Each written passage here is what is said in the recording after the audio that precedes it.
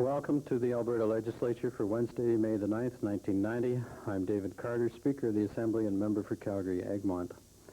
Question period today, no doubt we'll have a few questions about the illegal strike of the social workers. Following question period, the Chair will make a ruling with respect to unparliamentary language as raised by the member for Edmonton Mill Woods. And later in the afternoon, the House will go to committee supply dealing with the estimates of the Department of the Treasury. Tomorrow evening, the House will conclude the first main estimates, the 25 days of estimates, and that will probably take the House to midnight to conclude that particular business.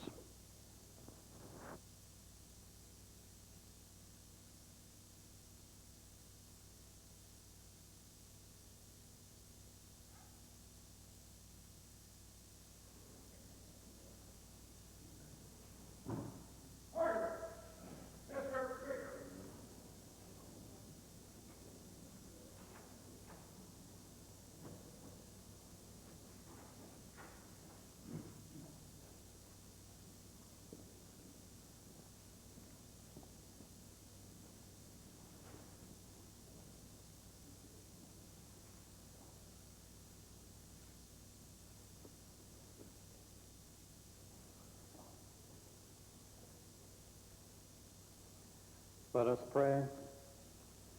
O Lord, grant us a daily awareness of the precious gift of life which you have given us. As members of this Legislative Assembly, we dedicate our lives anew to the service of our province and our country. Amen.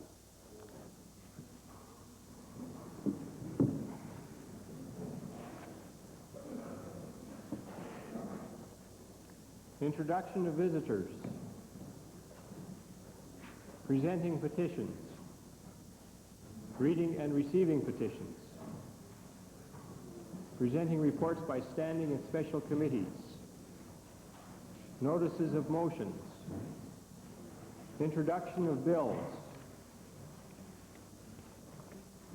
Member for Edmonton Calder.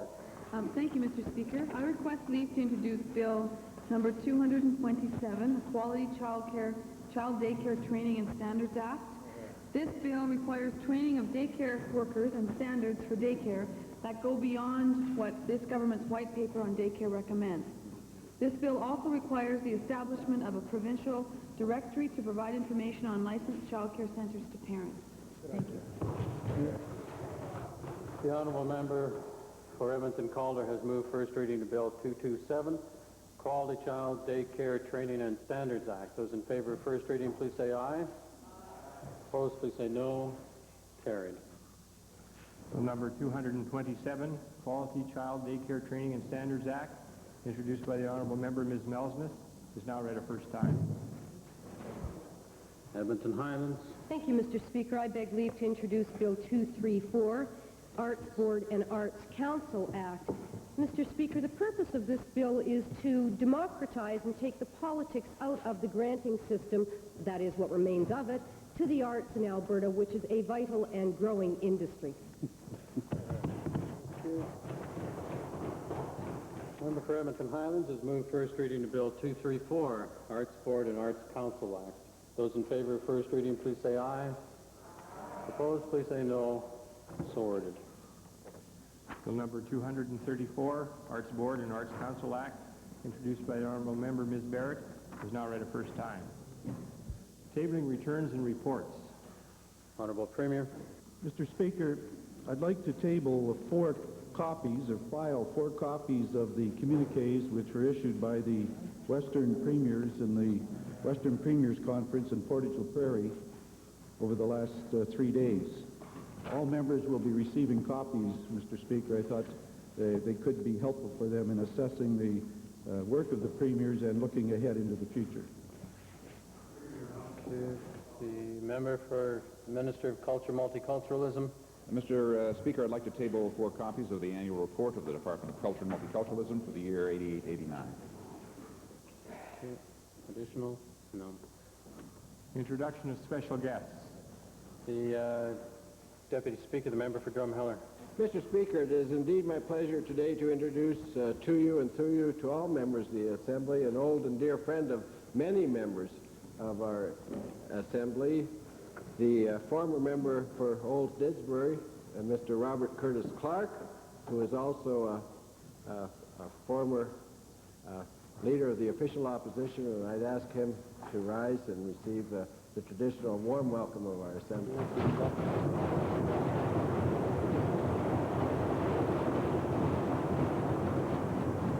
Member for Tabor-Warner, followed by Ponoka-Rimby. Mr. Speaker, it's my pleasure to introduce to you and to members of the Assembly 37 students from St. Joseph's School in Coaldale. These students have visited the Science Center and are currently here in our Assembly. And later today they'll be visiting the Provincial Museum and then finishing their trip to Edmonton off with a visit to the Millwoods Wave Pool. They are accompanied by some courageous volunteer parents and by a couple of dedicated teachers, Mrs. Judy Mackelberg and Mrs. Angie Lawler. I'd ask the students, teachers, and the parents to rise and receive the warm welcome of the Assembly.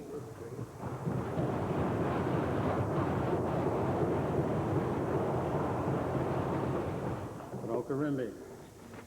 Mr. Speaker, I wish to introduce to you and through you to members of the Legislative Assembly 68 students attending Riverside Elementary and Ponoka Central Elementary Schools.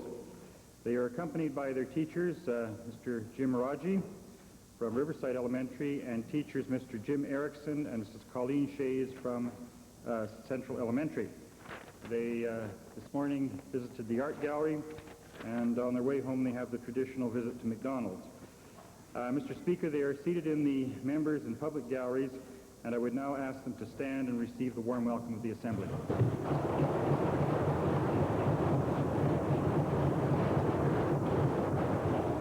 Edmonton Kingsway.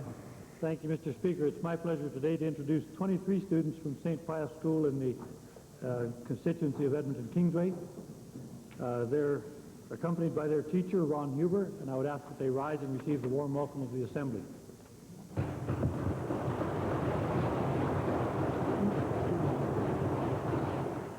Honorable members, seated in the Speaker's Gallery is a dear friend of mine of long standing, the Anglican Bishop of Edmonton, the Right Reverend Ken Genge. I'd like him to stand and receive the applause of the House.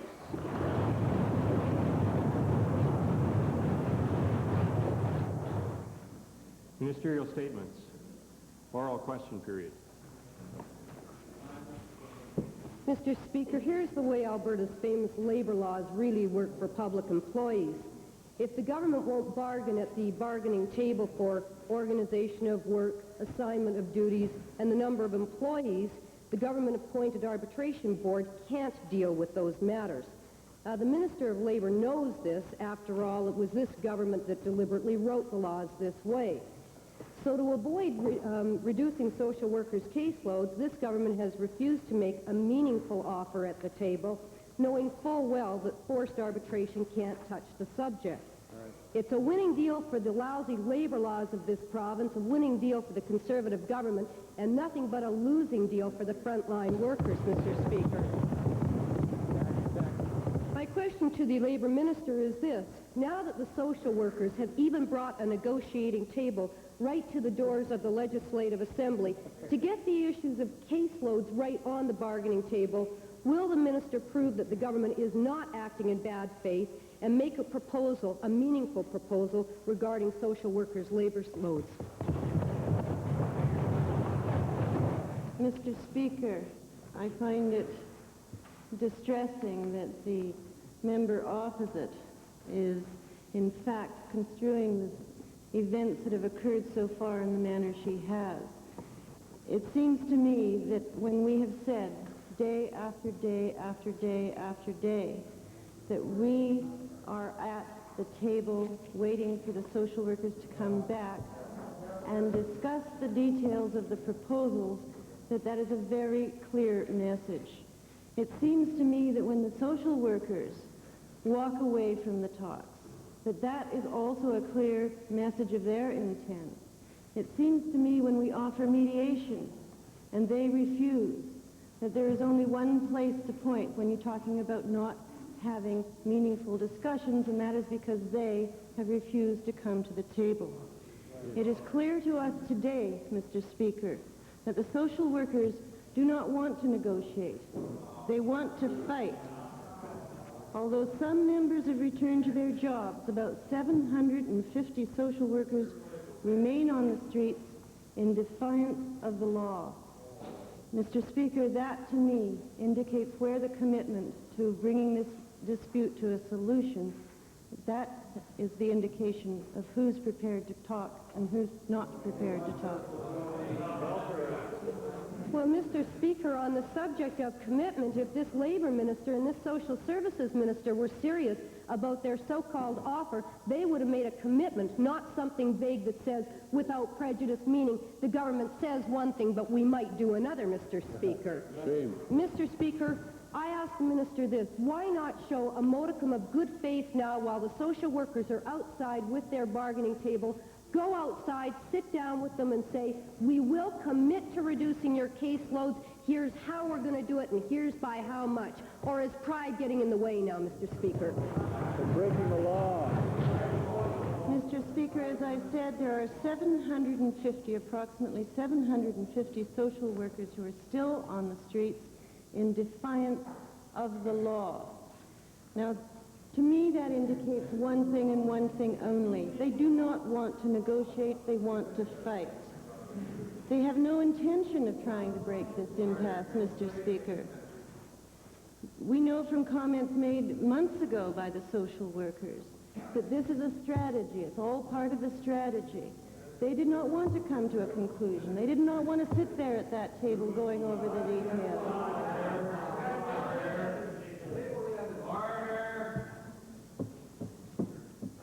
Unfortunately, Mr. Speaker, I feel that social workers are the pawns in this critical game, and the losers in it are those helpless Albertans who rely on the government and on those social workers for their services.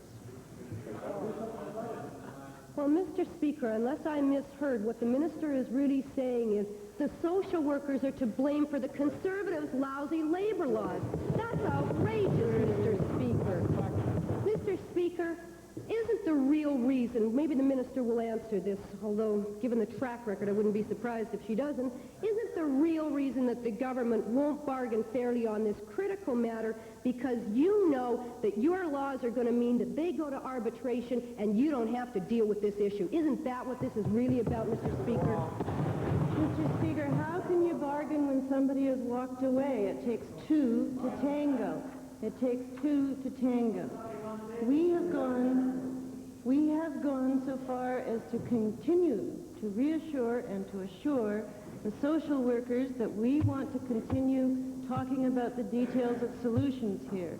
They have simply said, no, we don't want to be at the table, we don't want mediation, and we do want to be on the streets, even in defiance of a court order where the judge very clearly said that with an interruption of services of this nature, that there will be catastrophic consequences.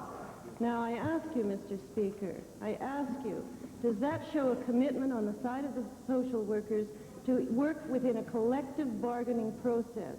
I have faith in a collective bargaining process. It would seem to me that they prefer to defy the law and, in fact, break the law, even in the face of a Queen's Bench order to go back to work and to continue delivering essential services to people who have nowhere else to go. Your second main question, Edmonton Highlands. Mr. Speaker, they're waiting outside for you. Yes, Mr. Speaker, I'd like to designate the second question to the member for Edmonton Jasper Place.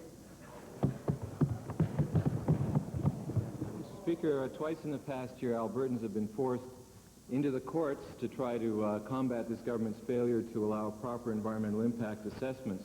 In fact, the courts have ruled that Alberta's process is deficient in two respects: no independent review of scientific information, no guarantee of public hearings.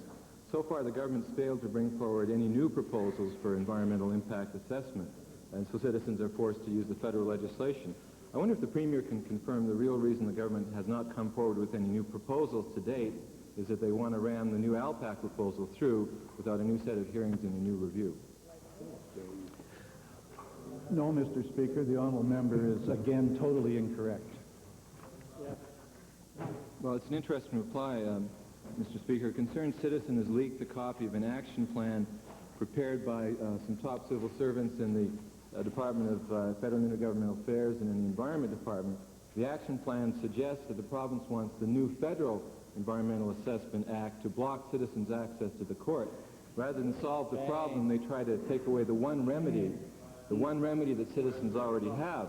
I would like the Premier to tell the House why he doesn't get busy plugging in the loopholes in Alberta's legislation rather than trying to take away remedies under federal legislation. Mr. Speaker, I should draw to the attention of the honourable member that the government of Alberta broke new ground in environmental impact assessment this year. The government of Alberta, the only government that has put in place a panel to conduct the hearings that were held, the first in history, Mr. Speaker. It was one in which we learned a great deal, got some good advice, and are going to try and improve it even more. That's what the government's doing. And we have also announced in our throne speech there will be a Natural Resources Conservation Board, which will also deal with the matter. I think, Mr. Speaker, the honourable member seems to have his facts totally wrong. Mr. Speaker, unlike the Minister of Labour, I offer proof for my allegations. I'd like to table 4 copies of the memo. The government plays lip service to the environment. And I wonder if the Premier would explain to Albertans this communique that was issued by the Western Premiers that talks about environment sustainable development. We explained to them it really means that you want to take away citizens' access to the courts to secure their right to a healthy future. We explain that to Albertans? Well, Mr. Speaker, the honourable member again starts off with a bunch of incorrect information and then tries to draw a negative question out of it. Frankly, Mr. Speaker, the government has been pursuing a measured and... Excuse me, Honourable Premier. Could we wait for a little bit later in question period to hear from you, please, Mr. Premier? Mr. Speaker, the government has been pursuing a measured, balanced assessment of projects in this province. We are dealing with them in a fair, straightforward way, and we're going to make sure we continue to do it that way. That's the way we have told the people of Alberta will be done. That's the way they support. Thank you. Member for Edmonton Glengarry, Leader of the Liberal Party, followed by Cypress Redcliffe. Thank you, Mr. Speaker. Mr. Speaker, my questions are to the Premier. Over the last few days, we've had some mixed signals with respect to this strike. We've had the Minister of Labour saying that all issues are open for discussion. We've had the Minister responsible for social services saying, well, we're handling the standards. The standards are within tolerances of other jurisdictions or other leagues, and we're doing everything that needs to be done. The fact is that social workers don't believe this. They've studied with the government this issue of caseload overwork to death. It's been going on for at least a decade and maybe longer. They want some signal, and I think the signal has to come from the Premier as to how this issue of the casework overload can be resolved. My first question then to the Premier is this. It's my understanding that the Premier has looked in on the negotiations. It's my understanding that the Premier accepts as the number one issue the issue of overwork in cases. What is the Premier prepared to do to bring these inconsistencies together, to get this strike resolved, apart from saying, well, you simply you have to come back to the bargaining table? Thank you, Honourable Member. Mr. Speaker, I have to draw the honourable member's attention that the government was moving in the area of negotiation long before the strike. The government had on the table a series of initiatives to deal with the very concerns that the social workers have raised, and which the government cares about as well. We care about the caseloads. We care about the working conditions for our valued employees, and we care about the people in need that they are hired to help. But we also care about the laws of our province, and we ask them, the social workers, to consider these matters as well, to come back to work, obey a Court of Queen's Bench judge's finding and order, and I've told them, and I tell them again, that they will immediately be engaged in intensive, meaningful negotiations in the area of caseload, in the area of salaries and working conditions. That's what was on the table, will continue to be there, but they have to come back to the table. I don't know why the Honorable Leader of the Liberal Party wouldn't be urging them to first, from his own professional background, first, surely he would be urging them to obey the law. Surely he would be urging that. Secondly, as a member of this assembly where laws are made and upheld, surely he would be urging them to obey the law. For our part, we are there waiting, and I have given the order to our negotiators that they must deal. They must deal with these matters and deal with them in a meaningful, significant way. So while there's been an order on the part of the court, there's also been an order within our government on behalf of the Premier.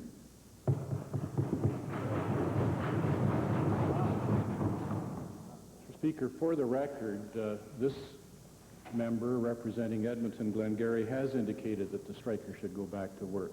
But that still doesn't overcome the problem, Mr. Speaker, Mr. Premier, that these social workers do not believe the government. And a social worker told me today, Mr. Speaker, that if some signal from the Premier was given as to how this matter could be resolved, she'd go back to work, and I consider her to be one of the leaders of these group of strikers. Mr. Speaker, what signal can be given with some details as to how to get this matter resolved?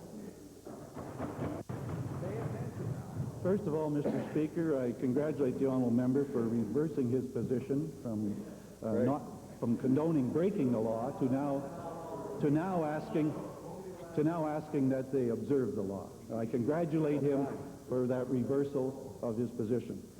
But I also want to point out to him that the way to deal with this issue, as I've just explained, I have ordered the government's negotiators to be ready to partake instantly in meaningful negotiations on the matter of the social workers' working conditions, caseloads, and salaries. They are there waiting. If the lady that the honourable member was talking to can assess that as a government willing to sit down and solve the problems with her or her representatives. Mr. Speaker, yesterday the Minister of Social Services, Family and Social Services, I'm sorry, Mr. Speaker, left the impression that everything is fine, that the tolerances are okay, and we're working to implement capping and everything's going to be all right. It isn't all right. It hasn't been all right for more than a decade or maybe 2 decades. I'd like to ask the Premier this. Has the Premier looked in on the proposal, a new proposal, to deal with this issue of casework overload so that we can solve the problem? Just signal that and this strike is over. I guess, Mr. Speaker, the honourable member from Edmonton Glengarry isn't listening to my answers. But I want to say that on the table was a balanced way of dealing with the caseload. 2 representatives from the social workers, 2 representatives from the government, and a fifth person who they both would pick so that it would be balanced and not tilted to either side, and that they would then work on the matter of caseloads. Now, surely the Honourable Minister of Family Social Services has the right to also put the facts on the table when people are making outrageous statements about the level of a social workers' caseload, because he was pointing out that it's not out of whack with other provinces in Canada, adjoining provinces. And so while we recognize there's more and better things to do, and we want to do it, there's only one way to deal with it, and it's not out on the streets. Surely it's here over the bargaining table. These are valued workers. We believe they're getting bad advice, but I say to them, obey the law. Come back to work, and you will have meaningful, intensive negotiations, which I believe will lead to a satisfactory settlement. Cypress Ratcliffe, followed by Vegreville. Thank you, Mr. Speaker. My question is to the Premier, and it stems from the Western Premiers Conference that was just held, and in view of the comments made by the Federal Minister of Agriculture and Deputy Prime Minister of Canada in the Parliament the other day that there is a program out there and there is X number of dollars there, and the premiers are playing political games in not taking part of that money. Is the Premier at a stage to inform the House that he and the other premiers will participate in such a program? Mr. Speaker, today I tabled the 14 communiques that came from the 2.5 days of Western Premiers meetings, and I hope that the honourable members will assess them and find them helpful. But one of them was in this area of farm finance and the health of agriculture. And one of the most distressing things that we have now facing us is that Alberta's farmers are facing a drop in net farm income. The reason they're facing that drop is the fight between the European Economic Community, United States, that is depressing the values at which we can sell our product for. Now, the United States farmers sell into the same market. They sell into that same market. But they're facing an increase in net farm income. Why is that? They're doing it because their federal government is helping them. That's why they're facing an increase. Now, our federal government says we've got the money. We've identified the money. We can pay it, but we're not going to. Well, now, how can they do that in face of the hurt? How can they do that? I say stop with this strange dealing with people's futures and family farms and a farming and agriculture industry, and move in and take on these other nations who are causing the trouble. Don't ask provinces. States in the United States are not helping. It's not a province's battle to take on other countries. It's our federal government's battle and responsibility. So we say, pay the money. Pay the money and help when it's needed now, and stop playing games with it and remove the strings.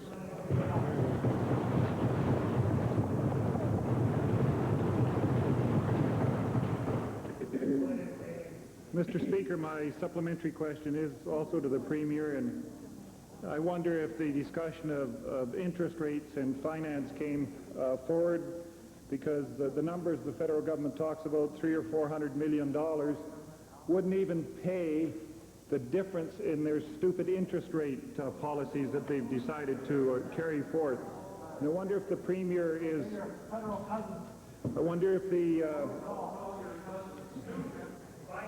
wonder if the Premier is in a position to inform the Assembly of any actions that the minister or the Premiers will be taking as a unit towards the federal finance policies. Well, Mr. Speaker, as I've said before in the House, the Government of Canada and the Bank of Canada is pursuing a high interest rate policy that is wrong for our country.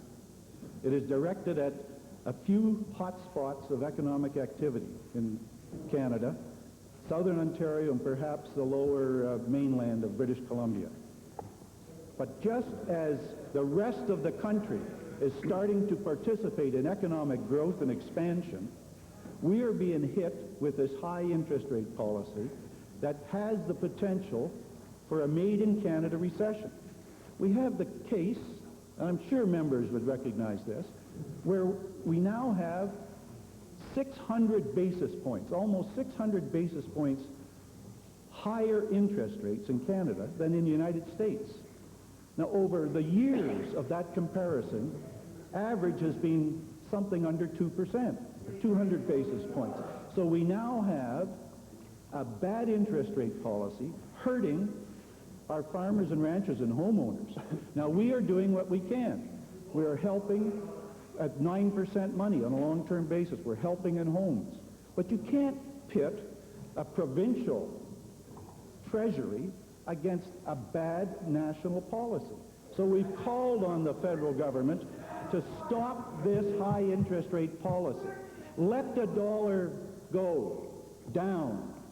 Let it go down. Lower interest rates, and let's Alberta and other parts of Canada rather than southern Ontario participate in the kind of growth that this nation is capable of having. Exactly.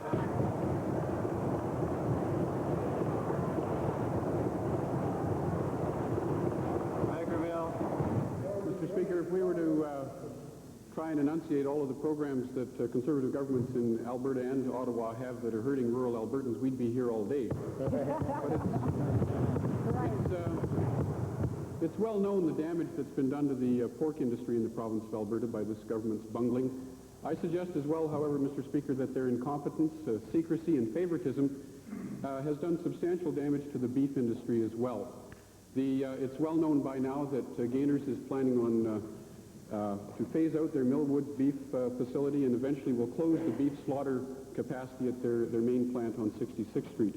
It's bad news for the workers at Gainers, Mr. Speaker, and it's bad news for the cattle producers of northern Alberta. And I'd like to ask this minister, why is this minister content to stand by and do nothing while workers in Edmonton lose jobs and while cattle producers in northern Alberta lose the only beef slaughter facility north of Red Deer? Mr. Speaker, I think if anyone went over and checked the plant this morning, there was still beef going through it. But the honourable member should realize that the beef packing industry in this province has a significant overcapacity. There's a capacity to slaughter about 34,000 head of cattle per week, which is chasing numbers of about 24,000. And it may at some point in time be a business decision that Gainers management has to take to make a more viable project over there to move out of the beef operation. The beef operation over there is, compared to some of the others that have recently came on stream, pretty old and outdated. But at this point in time, Gainers is still buying beef. Mr. Speaker, if Peter Pocklington had used some of the taxpayers' money that these guys gave him to fix up the plant in Edmonton like he was supposed to, we wouldn't be in this mess today. That's right. But speaking of overcapacity and friends of the Conservative government, I want to remind Albertans that this government gave $4 million of taxpayers' hard-earned money to Cargill, the largest private corporation in North America, to build a beef slaughter plant in High River. Now, given that the people working in beef slaughter plants in Edmonton, Red Deer, Calgary, and Lethbridge are concerned about their futures, worried that their jobs are in jeopardy because of this Cargill plant, I'm wondering when the government will agree to establish an independent task force, as per my motion on the order paper, consisting of Albertans representing business, farmers, workers, and consumers to investigate, hold public hearings. Honourable member, they can read the order paper. Sure, the red meat industry in the province of Alberta. Good idea. Mr. Speaker, the member has made reference to the Cargill plant south of Calgary, which is without doubt the most modern, efficient plant in Canada, if not in North America. And I believe the honourable member must realize, and so must other members of the House, that industry is going to have to go through a rationalization if we're going to be in the forefront on behalf of our producers to get the full benefits out of the free trade agreement. Then we need modern, world-class, efficient plants. We're seeing some rationalization occur in the industry. We've seen the merger of Lakeside Centennial. We've seen some significant improvements at the Brooks location. But unfortunately, you're going to see some other rationalization in that industry. It's a matter of time, and it has to occur. To Calgary Buffalo, followed by Bow Valley. Thank you, Mr. Speaker. In the past 4 days, the four Western premiers have held further secret constitutional talks behind closed doors. The Canada West Foundation echoed the concerns of most Albertans in a recent report in which it stated that meaningful Senate reform will be all but impossible to achieve given the all-province veto contained in the Meech Lake Accord. Now, this level of concern was increased last week when Premier Giz of Prince Edward Island revealed that it was Premier Getty himself who proposed the unanimity requirement. Now, I'm wondering, since the Premier won't accede to the clear wish of Albertans and withdraw his support for the unanimity requirement, will he at least agree to a sunset clause in which the unanimity requirement will disappear after 2 years if there's no agreement, which will be the case, as has been suggested from the Portage-La Prairie meetings. Like tomorrow. Mr. Speaker, there's no question that there's a lot of discussion going on in our nation right now to see if we can pull together the problems that face us in constitutional reform. And it was very clear to us in Manitoba, where you have a Premier Philman, who is head of a minority government, has a task force report which restricts him to certain areas of negotiation. I must say, Mr. Speaker, nevertheless, he is working hard in discussions like we had in Manitoba with the other 3 premiers who support the Meech Lake Accord, to find if there isn't some way of closing the gap. But I caution the honourable member that any work that can be done to reach a consensus must be a consensus across the whole country. There is no benefits to pulling together a part of the nation going one way and not be able to have it endorsed and supported by other parts of Canada. And that is what has to be done. It's not a time for us to be trying to score political points here. It's a time for us to be trying to care about our country. Now, my position is, and our government's position is, that we want a united Canada. We will not have a strong nation unless it's united. We want strong provinces, equal provinces. And the honourable member forgets to consider that if you're an equal province, that means Alberta is just like Quebec or Ontario. You're going to have equal provinces, and you want to have them not able to be dominated from the center, as they were during the early 80s. And then we want to have meaningful Senate reform. I think the discussions that we're having are trying to work in that direction. But I caution him that it's difficult, extremely difficult, because of hardening attitudes across this country. Well, thank you, Mr. Speaker. We care about our country, but our concern is the very poor judgment that's been exercised by the Premier in the past, and we want it to improve in the future. Now, I'm wondering whether in the interests of at least a tiny bit of candor and openness, perhaps the Premier might part the curtain a little bit and admit to Albertans whether it was he who proposed the unanimity requirement for Senate reform, which is now in the Meech Lake Accord. Was it the Premier himself? Mr. Speaker, the honourable member surely realizes that he would have to deal with the Meech Lake discussions that took some 2.5 years in many First Ministers' Conference and officials and ministers' conference. He'd have to deal with it in much more than the shallow way he just posed that question. He has to know that Quebec came with 5 requests, one of which was that they have a veto. Now, Alberta came with the request, and this is just a small part of these negotiations that went on for years, that the provinces be equal. Now, it wouldn't take long for him, applying his sharp mental abilities, to know that you can't give one a veto and then be equal with them and not have one yourself. Now, the member must know that. Nevertheless, Mr. Speaker, we're trying to work in a positive way to see if we can pull together the differences that have now surfaced in our country. And I'm prepared, in caring about Canada, to show all the tolerance and generosity within those 3 principles that I mentioned. And our government is, within those 3 principles that I mentioned today, to try and pull together this constitutional reform, which I say is so important to the future of our country. Bow Valley, followed by Edmonton Belmont. Mr. Speaker, my question is to the Honourable Minister of Transportation and Utilities that has to do with Highway 56 south of the number 1 highway. Mr. Speaker, they have been discussing Highway 56 south for years, And of course, the proposed route was to cross the Blackfoot Reserve south of the Bow River. It's my understanding that negotiations at the present time with the Blackfoot right-of-way are at an impasse. I was wondering if the minister now has an alternate route to have Highway 56 aligned on. Well, Mr. Speaker, sometime this past winter there was a meeting of all the members of Chambers of Commerce and tourist associations to discuss what would happen to Highway 56 if it were to be extended from its present southern end, the Trans-Canada, down toward Lethbridge by way of 845, Secondary Road 845.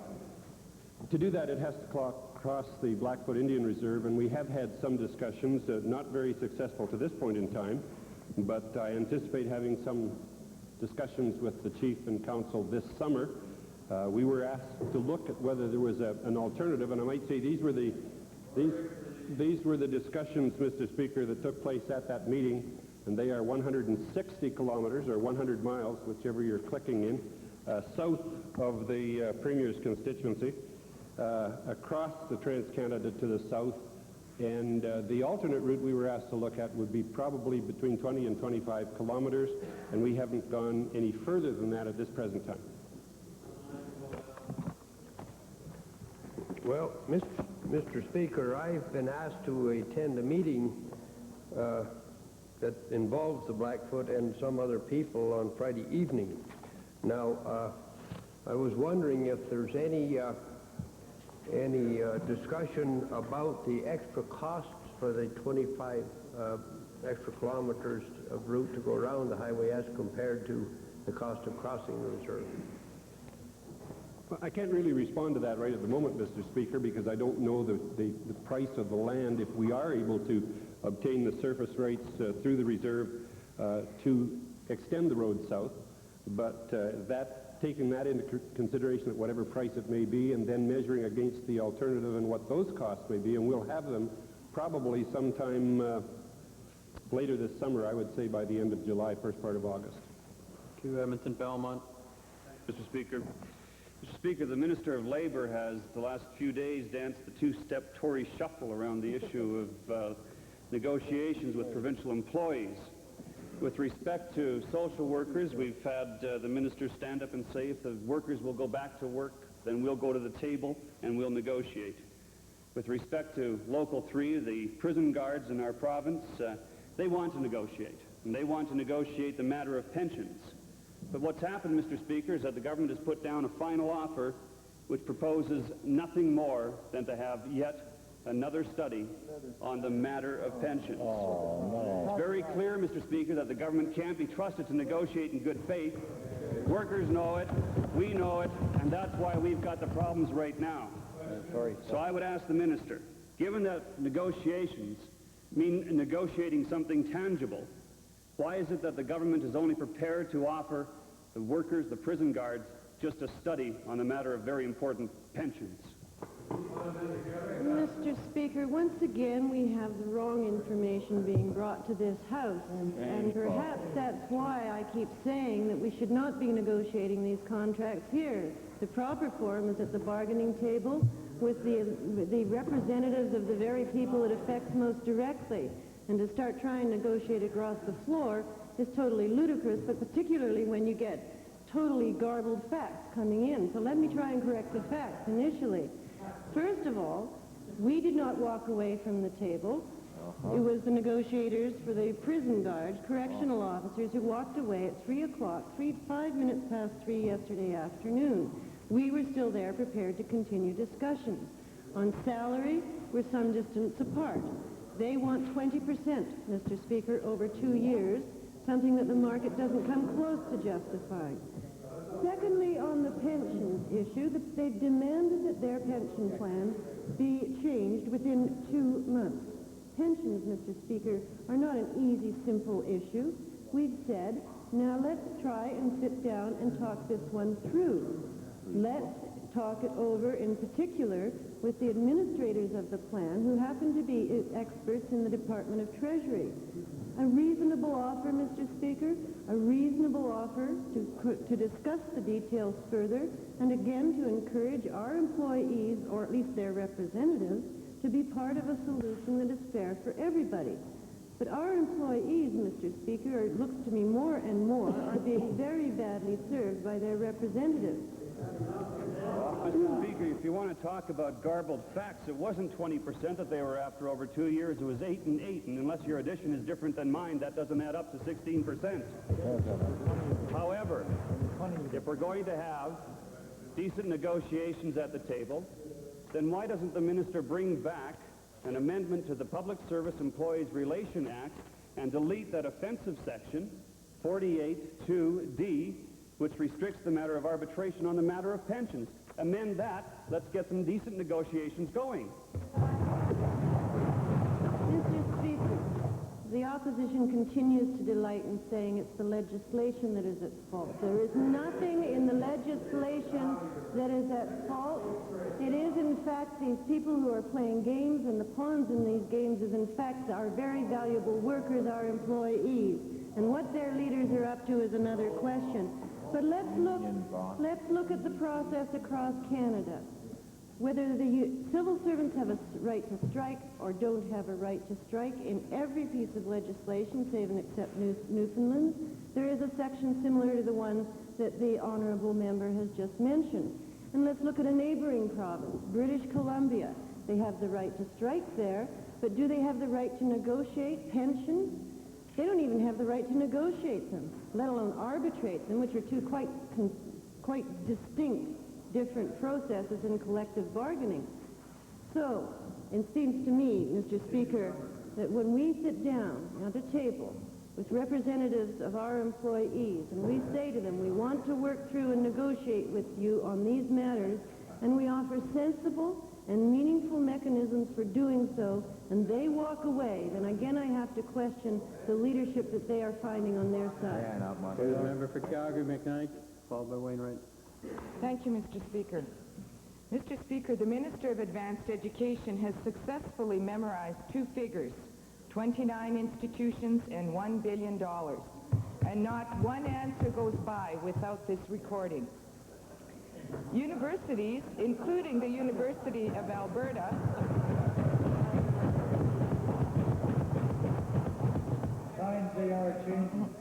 Mr. Speaker, universities, including the University of Alberta, are extremely concerned that they will no longer be able to compete for top-flight academics due to lack of funding and subsequent budget cuts. My first question to the Minister is this: how does the Minister intend to ensure that Alberta universities do not become minor league in the academic world? Mr. Speaker, there are 29...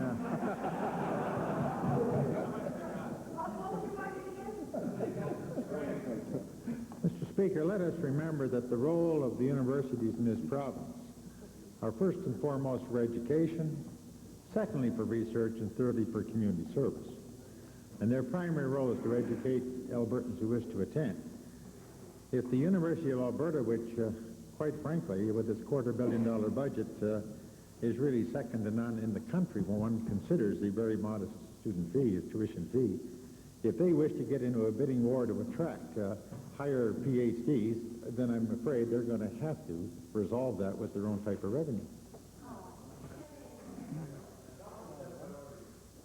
Mr. Speaker, it isn't only that it's difficult for all the universities in the province to compete, it's also that we are losing a number of very good professors. We are experiencing a brain drain.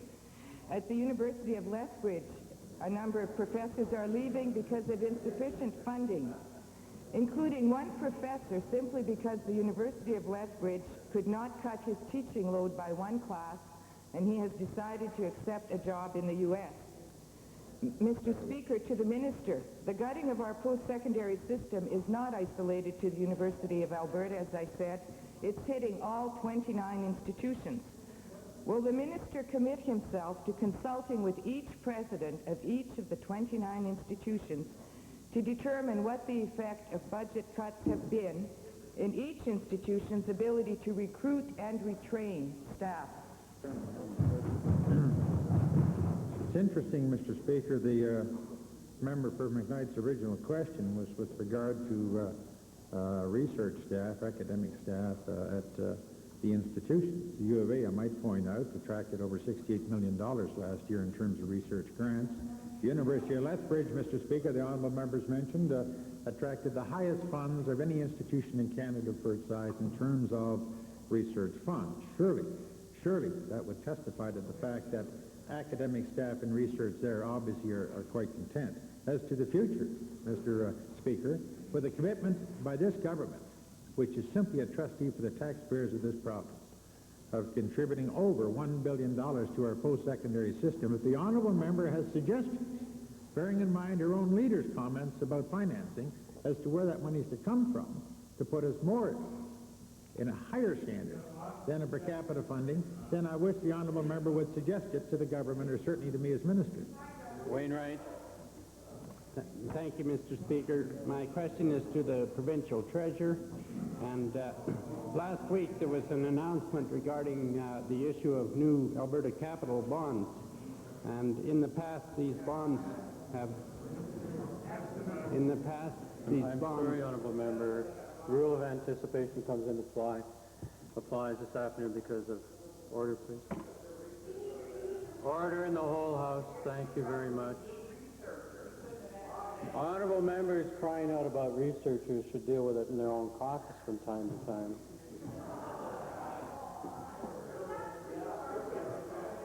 It's hardly partisan when the chair is dealing with researchers from all parties. The rule of anticipation, unfortunately, does apply, honourable member, this afternoon with regard to Treasury.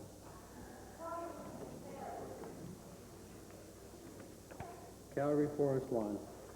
Mr. Speaker, last week when I tried to get information from the Minister of Advanced Education about the financial relationship between SAIT and Alert Disaster Services, the Minister replied that SAIT was using reserve funds only to maintain any ongoing operation of that project. Yet, Mr. Speaker, a document called Report to the Board of Governors, an update of the BITC project, dated February 20th, prepared by a Vice President of the International Division of SAIT, says that SAIT is paying Alert for loan interest and operating costs. There is a line, Mr. Speaker, and I quote, which reads, payment to Alert for loan interest and operating costs, $1,430,299. And further, the author says the immediate plan of action is, 1, meet with Alert Disaster Services in Calgary on March 5th, 1990 to renegotiate the loan payment. My question, Mr. Speaker, is to the Minister of Advanced Education. Is this report inaccurate, or is SAIT paying the interest on the loan which Alert Disaster Services received for building? Thank you, honourable member. We're into overtime here. Mr. Speaker, I don't believe I've read the document the honourable member for Forest Lawn is referring to. I stated in the House a week ago that, to my knowledge, as minister, SAIT, the Southern Alberta Institute of Technology, was supporting a project with regard to oil field training and fire safety workers known as the Patan Project from its reserves. I learned yesterday, Mr. Speaker, that indeed SAIT has been providing some operating funds to that very project. Supplementary. The table for the House, copies of that 4 copies of that document. To the Minister of Advanced Education, then, does this minister really think that SAIT spending its funds in a barge in the middle of an ocean halfway around the world is the most appropriate way to use Alberta's educational dollars? Mr. Speaker, there are many expectations of our post-secondary system. One of those is to share with, indeed, the world its educational capability, and it's doing such a thing with regard to the Patan Project. I would point out, Mr. Speaker, that SAIT has been earning a revenue of about $10 million a year through its international activities, and they have some 31 or 32 underway. So I don't think we should condemn on the basis of one project that has not been successful. However, inasmuch as the honourable member raised this matter yesterday, I'm now in the process of making some inquiries with the Board of Governors as to the future of the Patan Project in relation to SAIT. Thank you. We have unanimous consent to revert to the introduction of special guests. Opposed? Carried. Thank you. Legislative Lake, followed by Westlock Sturgeon. Thank you, Mr. Speaker. It is with great pleasure for me today, particularly since this is the first time in the legislature, this sitting, to introduce to you and to the members of the Assembly 41 students from the St. Andrew's School. They are accompanied by teachers Carol Lowry, Robert Pardell, and by parents Don Roloff, Linda Gordon, Dawn Slater, Lynn Wilson, Patsy Gladue, and their bus driver Frank Kachuk. They are seated in the members' gallery, Mr. Speaker, and I'd like to ask them to please rise and receive the warm welcome of this assembly.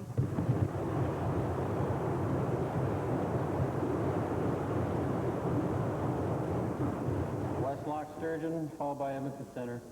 Thank you, Mr. Speaker. It's my pleasure to introduce to you and through you to the members of this legislature 14 pioneers and seniors from Westlock, the backbone of the community, sitting in the public gallery, accompanied by Adrian French and Jolynn Malin. I'd ask them to stand and be recognized with the customary greeting of the constituency.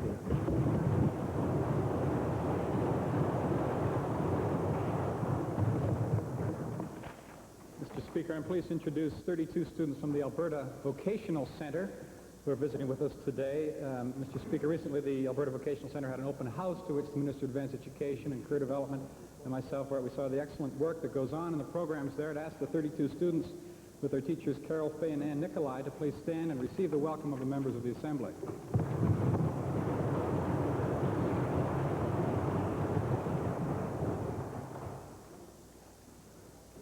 Yesterday, after question period, there was a matter of a point of order. Yesterday, the member for Edmonton Millwoods addressed some questions to the member for Redwater Andrew at the end of oral question period related to the latter's responsibilities as chairman of the Alberta Multicultural Commission. The chair was concerned that certain comments in the member's question were not in order. A point of order was subsequently raised. It appears upon examination of Hansard that the chair's concerns were justified. The member for Edmonton Millwoods made several statements in his preamble which either implicitly or directly charged the honourable member for Redwater Andrew with damaging a government commission through allegedly improper conduct concerning the member. More specifically, the member for Edmonton Millwoods used the expressions, quote, compromised his ability to lead that agency, close a quote, quote, no longer tarnished, close a quote, and, quote, stop doing further damage, close a quote. It appears to the chair that these comments were highly inflammatory. The reference is given to Beauchesne Citation 491, which reads, quote, the Speaker has consistently ruled that language used in the House should be temperate and worthy of the place in which it is spoken. No language, by virtue of any list, is acceptable or unacceptable. A word which is parliamentary in one context may cause disorder in another context, and therefore be unparliamentary. Close the quote. Furthermore, Beauchesne Citation 486, subsection 1 reads in part, and I quote, it is impossible to lay down any specific rules in regard to injurious reflections uttered in debate against particular members, or to declare beforehand what expressions are or are not contrary to order. Much depends upon the tone and manner and intention of the person speaking, close quote. In this context, I refer all honourable members to our own standing orders 23H and J, which refer to making allegations against other members and the use of abusive or insulting language of a nature likely to create disorder. Erskine May on page 394, third paragraph, repeats these same general principles. It is clear to the chair that the honourable member for Edmonton Millwoods did not use any words which, if taken individually, would have been unparliamentary. The chair is concerned, however, that the member's preamble and the context of those comments were designed to imply or directly charge the member for Redwater Andrew with inflammatory accusations which are far from being established as fact and designed to victimize on the basis of innuendo. It is the chair's responsibility to use its judgment and to call to order any member framing his or her question in such a way as to use abusive or insulting language in a nature likely to create disorder. The chair therefore finds the member for Edmonton Millwoods addressed his question to the member for Redwater Andrew in such a way. His Speaking to the point of order, the Deputy Government House Leader cited Standing Order 23I and Beauchesne 409 subsection 7 and 411 subsection 5 in bringing a complaint to the attention of the Chair. The Chair agrees with these references insofar as they deal with casting aspersions on other members. In response, the member for Edmonton Millwoods cited Beauchesne citation 69. The Chair would point out that this is a reference dealing with matters of privilege, and the Chair here is dealing with a point of order. Citation 69 is not applicable in the case at hand. While the Chair will not insist on any retraction in this case, unless it is offered, it would advise all members that language is to be temperate and worthy of this institution. The Chair is prepared to intervene and deal with any member who attempts to create disorder in the House by using inflammatory or abusive language.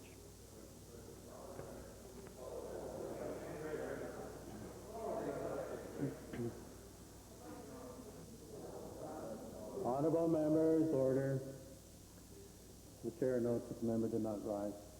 Orders of the day. Committee of Supply.